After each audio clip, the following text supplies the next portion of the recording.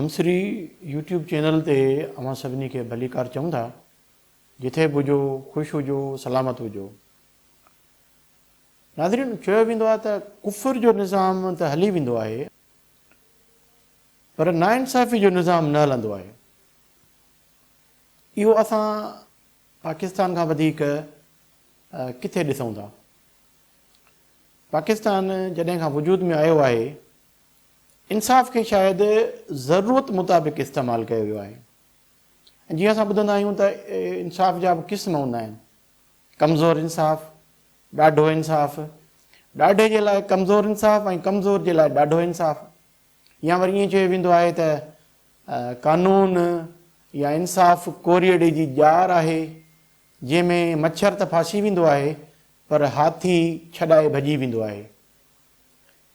ईअं थींदो रहियो आहे। इन में मतिलबु ॻाल्हि करण में असांखे को अचरज बि कोन्हे का त असांजी 74 साल तारीख़ में इंसाफ़ में जेका बेइंसाफ़ी थी आहे, उहा सभिनी जे साम्हूं आलम आश्कारा आहे। इस ताईं जो असांजे जज साहिबनि खे बि इंसाफ़ जे लाइ पंहिंजे ई कोर्टुनि जे दरनि ते साहिल बणिजी बीहणो पइजी वियो। जी हा नाज़रीन, तव्हां यकीन सही सम्झो हूंदो। अॼु जो पंहिंजो मौज़ू आहे जस्टिस फ़ाइज़ ईसा साहिब खे जेको इंसाफ़ मिलियो आहे, उन ते पाण ॻाल्हायूं था। ॾिसो, फ़ाइज़ ईसा साहिबु हिकिड़ो बहितर ऐं इंसाफ़ भरियो जज आहे। हुन जा जेके फ़ैसिला हुया, उन्हनि शायदि उन्हनि धुरनि जे लाइ किथे को चैलेंज पैदा कयो पिए। उन्हनि धुरनि चाहियो जेके इंसाफ़ खे सिर्फ़ु पंहिंजे मफ़ाद में इस्तेमालु कंदा आहिनि। अहिड़े क़िस्म जा जज असांखे न खपनि। हिकिड़ी तव्हां सां मां ॻाल्हि शेयर कयां, जेका हिकिड़े रिटायर्ड चीफ जस्टिस साहिबु शेयर कई कंहिं प्राइवेट महफ़िल में। हुन चयो त असांजा फ़ोन रिकॉर्ड थींदा आहिनि। हाणे हीअ बि आलम आश्कारा ॻाल्हि आहे, इन ते हाणे को अचरज बि कोन्हे, हैरत बि कोन्हे का। उन जज साहिबु चयो, जेको रिटायर्ड चीफ जस्टिस साहिबु सुप्रीम कोर्ट जो, चई त मूं छा कयो त पंहिंजे बिल्कुलु क्लोज़ जेको मुंहिंजो बोरची हुयो या चौकीदार हुयो, जेको मुंहिंजो ज़ाती हुयो, उनखे मूं चयो दादा महिरबानी कर ही नई सिम वठी अचु, नई मोबाइल वठी अचु ऐं कंहिं नाले सां वठी अचु।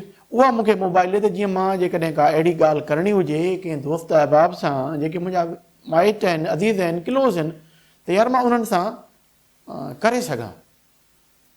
अच्छा, मज़े जी ॻाल्हि इहा थो ॿुधाए पियो त जेॾीमहिल उहा मोबाइल, उहा सिम उन वटि पहुती ऐं उहो नंबर हुन एक्टिवेट कयो, त जेको पहिरियों कॉल उन खे आयो, उन जे चवाणी, छो जज साहिबु तव्हांजा पुराणा फ़ोन जेके हुया उहे तव्हांजा कम जा न हुया या उहे नंबर तव्हांजा ख़राबु हुया, जो तव्हांखे नए नंबर जी ज़रूरत पइजी वई।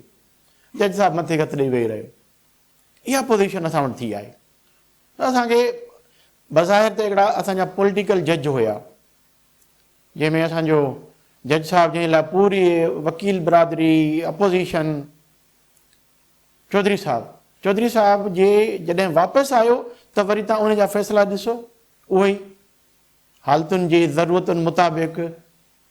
वरी असांजो साकिब निसार साहिबु चौकीदार हुयो असांजे डेमन जो, जज थी अहिड़े क़िस्म जा फ़ैसिला ॾियनि पिया। पर पोइ ताक़तवर आहे उन्हनि सां गॾु, इंसाफ़ उन्हनि वटि, पोइ तव्हां ऐं मां केरु थींदा आहियूं। एसि ताईं जो पंहिंजे जज खे, जस्टिस काज़ी फ़ाइज़ ईसा साहिब खे बि हुननि नाइंसाफ़ी ॾिनी। जस्टिस साहिब जी कोयटा में विलादत थी आहे 1959 में। इन जी फैमिली इंतिहाई पैसे वारी, बाइख़लाक़ ऐं पंहिंजे मुल्क सां वफ़ादार। हिन जो वालिद साहिबु मोहतरम ईसा साहिबु, उहो असांजे क़ाइदे मोहम्मद अली जनाह साहिब जो वेझो साथी हुयो ऐं पाकिस्तान जे मूवमेंट में उनजो वॾो किरदारु हुयो। पर जॾहिं तव्हां क़ाइदे मोहम्मद अली जनाह जे हमशीरा खे, जेका उन सां हर क़दम ते गॾु हुई ऐं उनखे बि तव्हां चओ था त गद्दार हुई, त पोइ उते मोहतरम ईसा साहिबु या मोहतरम जस्टिस काज़ी ईसा साहिबु कहिड़े खेत जी मूरी थियनि था पिया। हीअ असांजूं हक़ीक़तूं आहिनि, तलख़ माज़ी जूं हक़ीक़तूं आहिनि। ऐं पोइ हिन खे जो हिननि सम्झो त हीउ थी वेंदो मुस्तक़बिल में चीफ जस्टिस ऐं असांजे लाइ को मसइलो न पैदा करे, हिन खे राह तां हटाइण जे लाइ अजीब कानून खणी आयो। केरु? शहज़ाद अकबर साहब। ॿियो केरु? फ़रूक नसीम साहब। जी, त असांजो कानून मिनिस्टर जंहिंखे हींअर MQM ऑन कोन थी करे वई, जेको अल्ताफ़ हुसैन जे लाइ डाई हार्ट कारकुन हुयो ऐं उन्हनि जी तारीफ़ुनि में कहिड़े क़िस्म जूं ॻाल्हियूं कंदो हुयो, उहे तव्हां खां ऐं मूंखां लिकल कोन्हनि उन्हनि खे दोहिराइण जी ज़रूरत बि कोन्हे का। केतिरो कूड़ो माण्हू आहे जो हिनखे दरूक नसीम चवंदा आहिनि। ऐं शहज़ाद अकबर, तव्हां हुन खां इस्तीफ़ा वरिती। ऐं तव्हांजो प्रेसिडेंट साहिबु, उन उहो बिना ॾिसण वाइसण जे रेफरेंस मोकिले छॾियो ऐं उन रेफरेंस ते फ़ैसिलो अची वियो।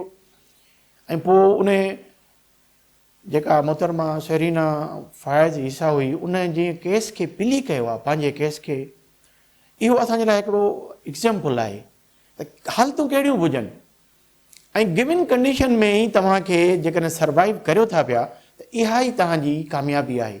जे तव्हां ख़ाली मायूस थी वेही रहो ऐं सिर्फ़ु दाऊं कयो त इहो हल कोन्हे को। इहो असांखे शरीना फ़ाइज़ ईसा ॾेखारियो। हू वीचारी पाण हिकिड़ी कमज़ोर ऐं बीमार औरत वञी बीह रही, कोर्ट में बीह रही, त तव्हां जेको फ़ैसिलो ॾिनो आहे ऐं तव्हां FBI खे मुक़ररु कयो आहे त हिन जी जेका मनी ट्रेल आहे या जेका हिन इंग्लैंड में जाइदाद वरिती आहे, उन में किथे का करप्शन त कोन्हे का। हू पंहिंजी खणी आई सभु शइ, FBI मञे ई कोन पई। FBI छो मञे? जॾहिं FBI खे फ़रूक नसीम, तव्हांजो वज़ीर कानून, तव्हांजो शहज़ाद अकबर साहिबु, मशीर एहतसाब, उहे जॾहिं हुनखे बार बार चवनि पिया त हिननि खे कंहिं बि हालत में गिल्टी करे पेश करिणो आहे, उन्हनि करे छॾियो।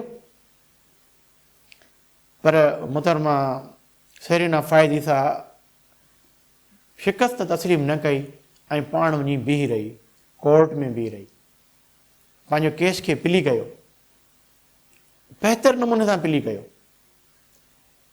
जस्टिस काज़ी फ़ाइज़ ईसा पाण वकील बणिजी, पंहिंजे ई केस जो फ़रियादी बणिजी, पंहिंजे कुलीग्स जे अॻियां पंहिंजो केस विढ़ियो। मीडिया ते रिपोर्ट थींदो रहियो, आम माण्हू उन्हनि खे वाह वाह कंदा रहिया।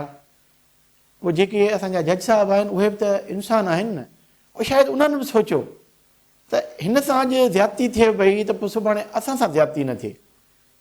9 महीना पहिरीं उन्हनि हिकिड़ो शार्ट डिसीशन ॾिनो हुयो, जंहिंमें उन्हनि जस्टिस काज़ी फ़ाइज़ ईसा खे चयो त ही सेफ आहे ऐं हिन जे जेके स्पाउस आहे शरीना फ़ाइज़ ईसा, अगरि उन जी का जाइदाद हुन वरिती आहे त तव्हां उन खां पोइ वठी सघो था कंहिं तरीक़ेकार सां, ऐं उनजो ही फॉर्म न आहे।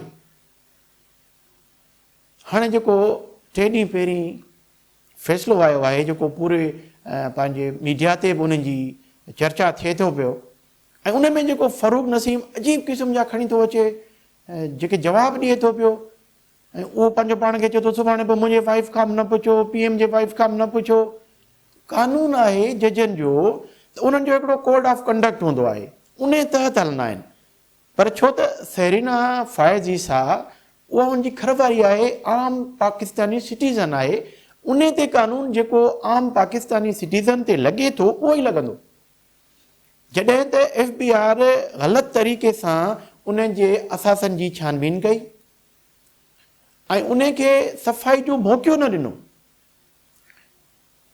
जंहिंजो पिणु जस्टिस यहया अफरीदी साहिब अलॻि सां नोट लिखियो आहे त छो न शहज़ाद अकबर ऐं फ़रूक नसीम ते इहो केस दाख़िल थिए।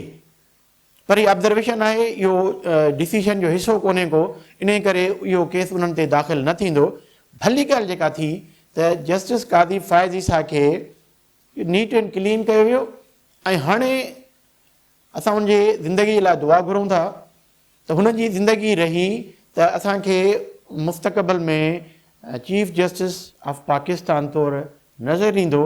ऐं पोइ हुन मां इहा उमेद करियूं था त जस्टिस इफ़्तिखार चौधरी वांगुरु न थींदो त अचे चीफ जस्टिस ऐं करे बि कुझु न।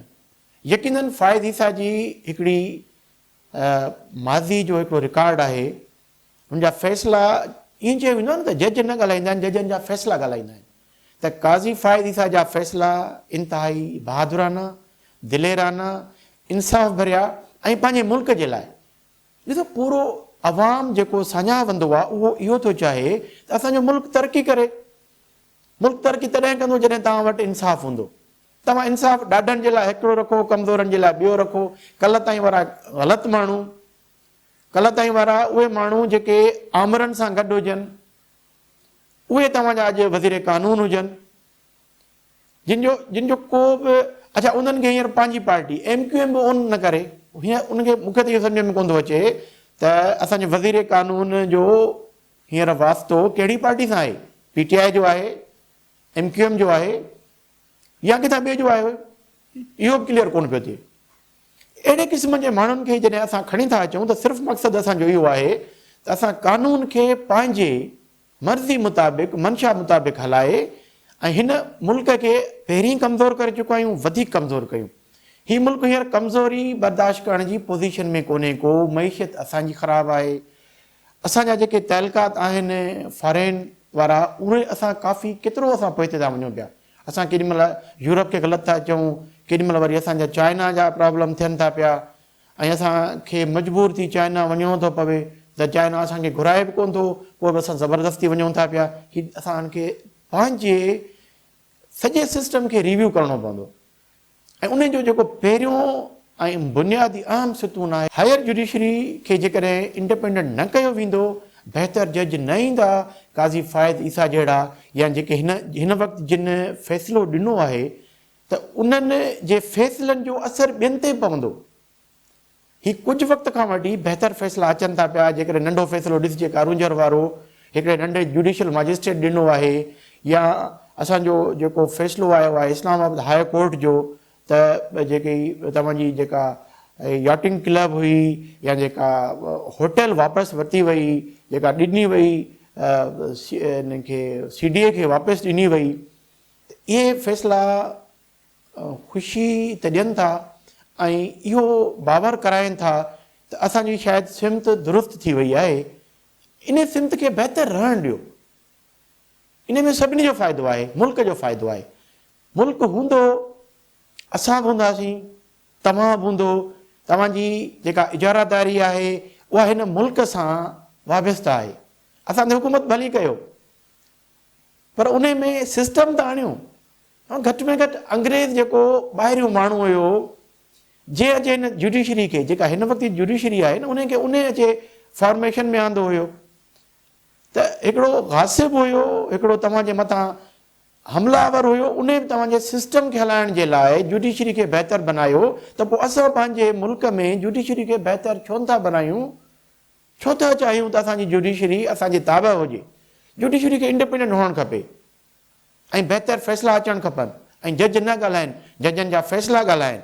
ऐं फ़ारूक नसीम जहिड़ा माण्हू इन्हनि खे ज़ाहिर कयो वञे त हीअ असांजे लाइ नुक़सानकार आहिनि, हीअ भॼी वेंदा।